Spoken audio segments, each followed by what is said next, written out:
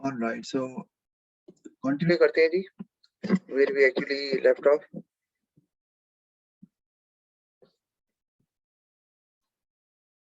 जी, ये हमने Delphi technique के बारे में बात कर ली है। नेक्स्ट हमारे पास जो टेक्निक आती है वो है कंज्यूमर सर्वे। तो कंज्यूमर सर्वे में एक्चुअली यू आस्क पीपल ना, it mean that you have a team and you directly start asking people. अच्छा, अब ये how it is different from sales force composite, क्योंकि उसमें तो आपने अपने प्रोडक्ट की बात करनी है और ऑब्वियसली बात है जो कस्टमर आपकी शॉप को विजिट करेंगे, ऑब्वियसली बात है वो आपका प्रोडक्ट बाय करना चाहते हैं तभी शॉप विजिट कर रहे हैं ना आपकी। तो कंज्यूमर सर्वे में है कि you can get information from general consumers who might be buying your product और might not be buying your product as well.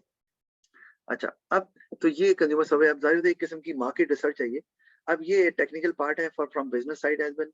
एक क्या कि एक्सपेंसिव होगा, ऑब्वियसली बात है, ये require a team of experts who knows how to collect data, how to analyze it, how to interpret it, and then they have to convert it into some report form ताकि वो top level management को भेजी जा सके। तो अब consumer सर्वे के लिए आपको तो एक्सपर्ट स्टाफ चाहिए, तो you might have to hire them, it might be expensive for you as well, एक बात।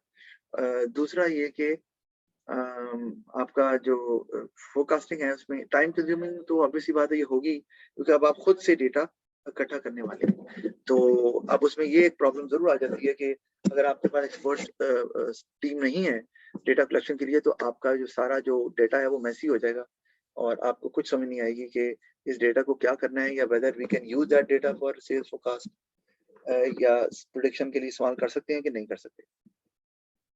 अच्छा, कुछ दो लोग और हैं शायद बैठे हुए हैं, Hamza Farooq I guess. Okay Hamza, I have added you. अच्छा, तो अब कंज्यूमर सर्वे में आप लोगों से पूछ सकते हैं। अब उसमें पहला फायदा क्या है, can be conducted by business itself in case of in house survey. अच्छा, अब कंज्यूमर सर्वे के दो तरीके हैं। एक तरीका क्या है कि आप जो है ना ये रिसर्च करवाते हैं from a business which is specialized in it, जैसे रिसर्च एजेंसी से, वो आपको ठीक है महंगा पड़ेगा। लेकिन अगर आप इन हाउस सर्वे करवाना चाह रहे हैं तो बिजनेस खुद भी कर सकता है। जैसे मैंने बताया कि अगर आपको लगता है कि you have the capability, you have a team of competent staff who can collect data from the market and can collect it in its true sense, तो फिर तो ठीक है, तो उसको हम इन हाउस सर्वे बोलेंगे। अदरवाइज आपको फिर किसी एक्सटर्नल एजेंसी की सर्विसेज लेनी पड़ेगी।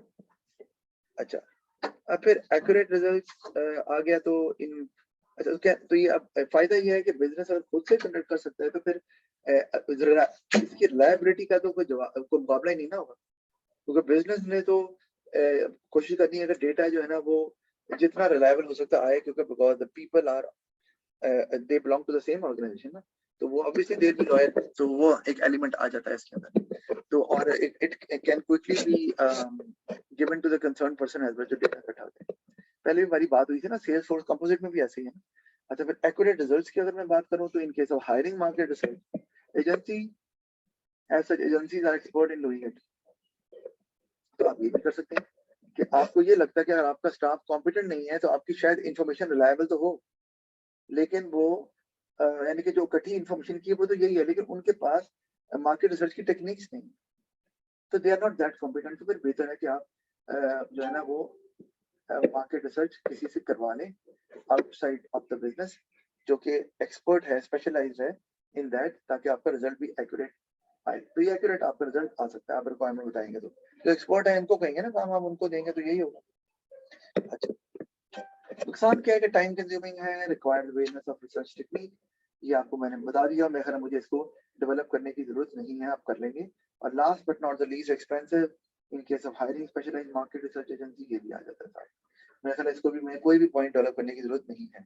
अगर आपको कोई लगता है कि करते हैं इसको, तो development is the main part.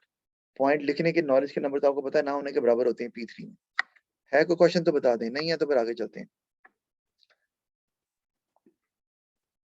Okay, no issues, आगे चलते हैं। तो आगे हमें ज्यूरी ऑफ एक्सपर्ट्स, इसको अब देख लेते हैं। क्या जी, ज्यूरी ऑफ एक्सपर्ट्स। अच्छा, अब आपने ये याद रखना है कि जो ज्यूरी ऑफ एक्सपर्ट्स है ना, how it is different from Delphi technique, क्योंकि इसमें भी आप एक्सपर्ट्स की सर्विसेज ही लेते हैं।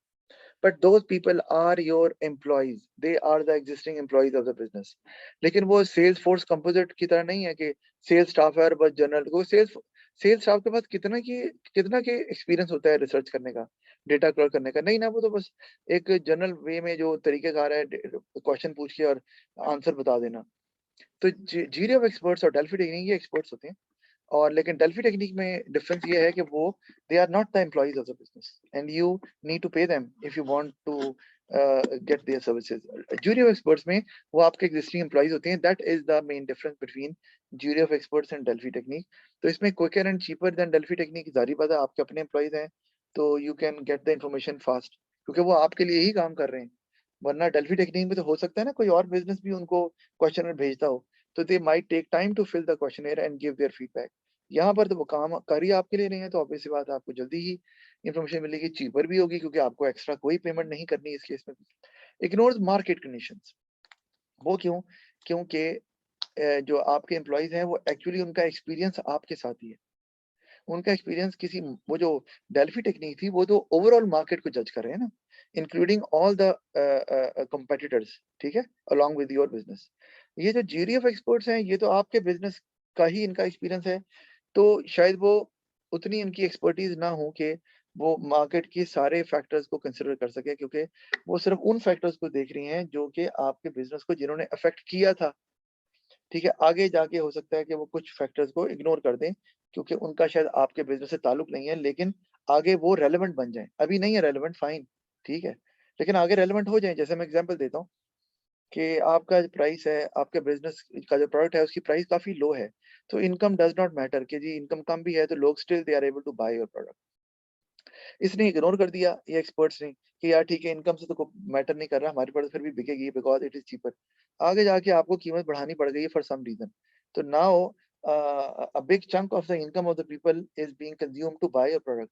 तो अब इनकम जो है ना कम्स इनटू प्ले, तो वहां पर फिर अगर ये इग्नोर करेंगे, क्योंकि ये भी एक फैक्टर आ गया ना कि income level of the people, ये भी तो एक एक्सटर्नल फैक्टर है मार्केट में मौजूद है, तो वो इग्नोर कर देंगे क्योंकि उन्होंने कहा भाई नहीं हमने अब, क्योंकि उनका एक्सपीरियंस सिर्फ बिजनेस के साथ जो फैक्टर्स रेलेवेंट है सिर्फ उनके साथ है। तो जबकि सारे फैक्टर्स को आप इग्नोर नहीं कर सकते, सबको ही देखना पड़ता है, क्योंकि सूनर और later later they can come into play as well, जैसे मैंने अभी आपको एग्जांपल दी। अच्छा, अब हमारे पास हमने क्वांटिटेटिव टेक्निक्स चारों पढ़ ली, अब आ गया क्वांटिटेटिव सेल्स फोरकास्टिंग मेथड, जिसमें आप नंबर्स में डील करेंगे और हम as accurately as possible sales forecast करके बताएंगे। अच्छा, अब इसमें एक टर्म आ गई हमारे पास कोरिलेशन, और इसको हम कॉजल रिलेशनशिप भी बोलते हैं, या आसान लफ्जों में हम बोल सकते हैं कॉज एंड अफेक्ट रिलेशनशिप। क्या एक फैक्टर कॉज है, दूसरा अफेक्ट है। जैसे मैं एग्जांपल देता हूँ कि प्राइस और डिमांड में कोरिलेशन होता है, क्या कि जब प्राइस बढ़ती है तो डिमांड चेंज होती है, तो प्राइस जो है वो कॉज है और जो डिमांड में चेंज आ रहा है वो अफेक्ट है। तो ये एक कॉजल रिलेशनशिप है ना, ठीक है जी। तो इसको कोरिलेशन भी बोलते हैं कि एक फैक्टर जो कि दूसरे फैक्टर के चेंज होने से जो दूसरे फैक्टर में चेंज आता है। तो अब सेल्स को बहुत से फैक्टर्स चेंज करते हैं, ठीक है। एक तो सेल्स भी है, आपको पता है अच्छे तरीके से, सेल तो इम्पैक्ट डालती है, प्राइस कम होगी तो सेल्स पे इम्पैक्ट आता है, ठीक है। लेकिन ये एक फैक्टर आ गया, यानी कि प्राइस एक फैक्टर है जिसको हम कहते हैं प्राइस कॉज है, और जो सेल्स पे इफेक्ट आ रहा है वो उसका फैक्ट आ गया ना। तो ये कोरिलेशन हमें प्राइस में एक नजर आ रहा है, और फैक्टर्स भी हैं वो देख लेते हैं। अच्छा, in this method, efforts are made to find the most important factors causing changes in sales, और इसी को बोलते हैं causal relationship between sales। अब फॉर एग्जांपल जिसमें दिखा रहा हूँ कि causal relationship between sales है and price है, आपको पता है सेल्स है and competitors promotional activity, कि कंपेटिटर प्रमोशन पे जितना ज्यादा खर्च कर रहा है उतनी आपकी सेल्स में शायद इजाफा नहीं हो रहा, पॉसिबल है, ठीक है। तो इसका इम्पैक्ट भी आ रहा है। फिर changes in commission payments to sales staff, कि सेल्स स्टाफ को कमीशन देते हैं तो क्या सेल्स में इजाफा होता है? बिकॉज जब कमीशन दिया जाता है तो सेल्स स्टाफ जो है ना वो becomes very vigilant and they try to convince customers to buy the product, क्योंकि उन्हें पता है उनका कमीशन भी है, तो उससे भी सेल्स में चेंज आ सकता है। तो ये कॉज है, ये सारे कॉजेज हैं। Level of disposable income, income बढ़ने से भी आ सकता है, मैंने अभी बात की है आपको। वेदर जो है ना, अगर आपका जो प्रोडक्ट है वो सीजनल इन नेचर है या वेदर उस पर इम्पैक्ट करता है, जैसे कि टी और कॉफी हो गए या आपके क्लोथ्स हो गए समर सीजन के, विंटर सीजन के, तो वो भी मैटर कर रहा है, वो भी इफेक्ट कर सकता है सेल्स को। तो ये अब इसमें से कोई अब ये सारे जो फैक्टर्स मैंने आपको बताए हैं 1 2 3 4 वही सारे कॉज हैं और इनका इफेक्ट निकलता है सेल्स की शक्ल में कि सेल्स बढ़ रही है कम हो रही है ये क्या हो रहा है। ठीक है जी, तो ये कॉजल रिलेशनशिप हमें यहाँ पे नजर आ रहा है। अच्छा आगे चलते हैं, ये एक कॉन्सेप्ट आया बड़ा इंपॉर्टेंट, टाइम सीरीज एनालिसिस। आपने याद रखना है टाइम सीरीज एनालिसिस होता है ऐसा ग्राफ जिसमें आप टाइम के अगेंस्ट कुछ भी प्लॉट कर दें। I repeat, time series analysis ऐसा ग्राफ होता है जिसमें आप टाइम के अगेंस्ट, यानी कि एक तरफ टाइम होता है और दूसरी तरफ आप कोई भी और फैक्टर ले सकते हैं। हम चूंकि सेल्स फोकस की बात कर रहे हैं इसलिए हम दूसरी तरफ सेल्स लेंगे, वरना प्रॉफिट भी ले सकते हैं ना। हम यहाँ सेल्स लेंगे क्योंकि हमने सेल्स फोकस की बात करनी है, तो टाइम सीरीज एनालिसिस हम इस्तेमाल करेंगे सेल्स फोकस के लिए। अच्छा, अब उसके लिए क्या है, देखो when sales records are presented in date order they are refer to as time series. Date order मतलब टाइम दिया हुआ है और उसके अगेंस्ट आप सेल्स को प्लॉट कर रहे हैं, तो अगर जब टाइम के अगेंस्ट सेल्स प्लॉट किया जाता है तो वो टाइम सीरीज एनालिसिस है। अच्छा, सेल्स के अलावा कुछ और भी हो सकता है। अच्छा, अब एक बात और कि यहाँ पे ईयर लिखे हुए हैं, यहाँ क्वार्टर भी हो सकते हैं क्योंकि डेट है ना, यहाँ पर डेज भी हो सकते हैं, तो ये आपने ध्यान में रखना है। यहाँ पर मंथ्स भी हो सकते हैं, तो आप एक्स एक्सिस पे कुछ भी रख सकते हैं, मंथ्स, डेज, वीक्स, क्वार्टर, तो ये रखे जा सकते हैं। ठीक है, तो डू रिमेम्बर। अच्छा, अब ना ये देखें, एक हमारे पास टेक्निक है इस क्वांटिटेटिव के अंदर ही कि हमने एक्चुअली नंबर फाइंड आउट करना है कि सेल्स कितनी होगी फ्यूचर में या कितनी हो सकती है फ्यूचर में, ये देख रहे हैं हम। ठीक है, तो उसके लिए हमारे पास एक टेक्निक है एक्स्ट्रापोलेशन। अब एक्स्ट्रापोलेशन क्या होती है कि आप ये करते हैं कि you plot the sales figure against time based on the past data, यानी कि जो डेटा आपको मिला हुआ है आपने उसको प्लॉट कर दिया अगेंस्ट टाइम। ठीक है, जहां तक प्लॉट होता है वहां तक कर दिया, उसके बाद आप फर्दर खुद क्या करेंगे, खुद फ्री हैंड डायग्राम इसको बोल रहे हैं, यानी कि जो डॉटेड लाइन आपको नजर आ रही है, एक मिनट में आपको ना, अच्छा ये यहाँ तक तो हमने वो ये जो सारा आपने प्लॉट किया यहाँ तक, ये तो है जो आपके पास पास्ट डेटा मौजूद था, आपने वो प्लॉट कर दिया कि भाई इस पॉइंट पे इतनी, इस साल में इतनी थी, इस साल में सेल्स इतनी हो गई, इस साल में सेल्स इतनी हो गई, तो ये तो आपने प्लॉट कर लिया। अब आगे जब आपने जाना है तो ये जो पार्ट नजर आ रहा है, ये सारे का सारा जो है ये एक्स्ट्रापोलेशन है। ये आप कैसे बनाते हैं, ये आप देखते हैं based on the slope of the curve, trend of the data, कि यार ऊपर जा रहा है, आपने उसी तरह से बना दिया। अगर फर्ज किया कि ये लाइन कुछ ऐसी होती, मैं एग्जांपल देता हूँ, ऐसे जा रही होती, तो आप आगे एक्स्ट्रापोलेट ऐसे ही कर देते इस तरह से कि यार बेस्ड ऑन जो इमीडिएट एग्जिस्टिंग डेटा हमें नजर आ रहा है, उसमें जो ट्रेंड नजर आ रहा है, हम उसके हिसाब से ये प्रेडिक्ट करते हैं कि फ्यूचर में सेल जो है ना वो यहाँ आएगी। अच्छा, अब ये आने से क्या होगा, आपको करना क्या है, मैं इसको जरा रिमूव कर दूं क्योंकि ये तंग करेगा मुझे, आपको सिर्फ समझाने के लिए बताया था।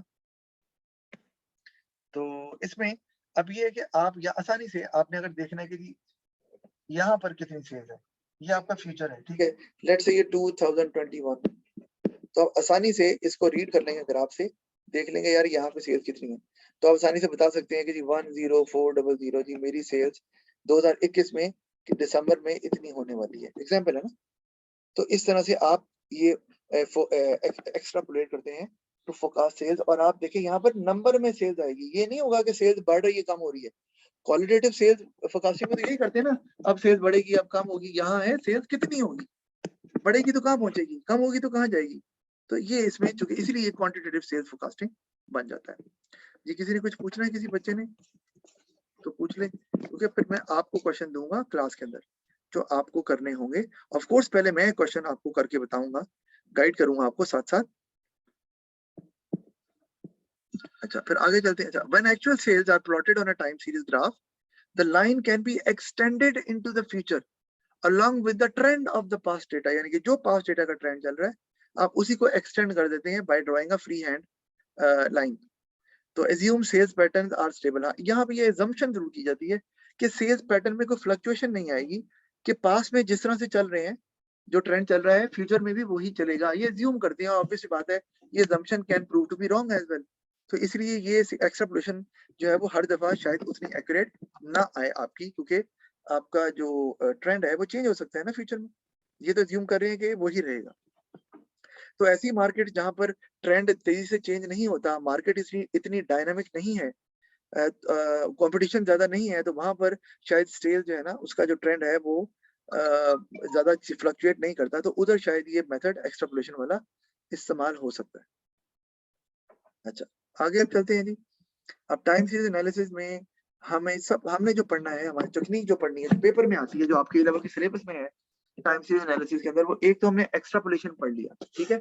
दूसरी टेक्निक आ गई मूविंग। एक्सट्रापोलेशन में तो हम प्लॉट करते हैं पास्ट डेटा को और फिर फ्री हैंड लाइन आगे एक्सटेंड कर देते हैं। मूविंग एवरेज के अंदर जो है, आप पहले इसमें there are lots of calculations, और वो करने के बाद हम देखते हैं कि हमें एक्सट्रापोलेट करना है तो वो कैसे करना है। वो एक्सट्रापोलेशन फिर भी होगी, लेकिन मूविंग एवरेज में आप you make it more accurate, कि सेल्स फोरकास्ट जितनी ज्यादा एक्यूरेट हो उतना ही अच्छा है। तो उसके लिए आप मूविंग एवरेज का सहारा लेते हैं, और इसका नाम मूविंग एवरेज क्यों है? क्योंकि ये एवरेज मूव करती रहती है। ये कैसे मूव करती है, ये हम अभी न्यूमेरिकल जब करेंगे, आज तो शायद नहीं करेंगे, तो उस वक्त मैं आपको बताऊंगा। अच्छा, अभी जरा ये है, इसको हम बाद में देखते हैं, अभी सिर्फ इसको देख लेते हैं कि अच्छा चलिए, मूविंग एवरेज वाला टॉपिक ही हम कल ही अगली क्लास में स्टार्ट करते हैं, और मंगल वाले दिन, और उसी दिन आपको मैं वर्कशीट्स लाऊंगा जो आपको साथ ही अटेम्प्ट भी करनी होगी। ठीक है जी, तो आज इतना ही काफी है। Thank you very much, see you in the next class. Sir ji जी, बोलें।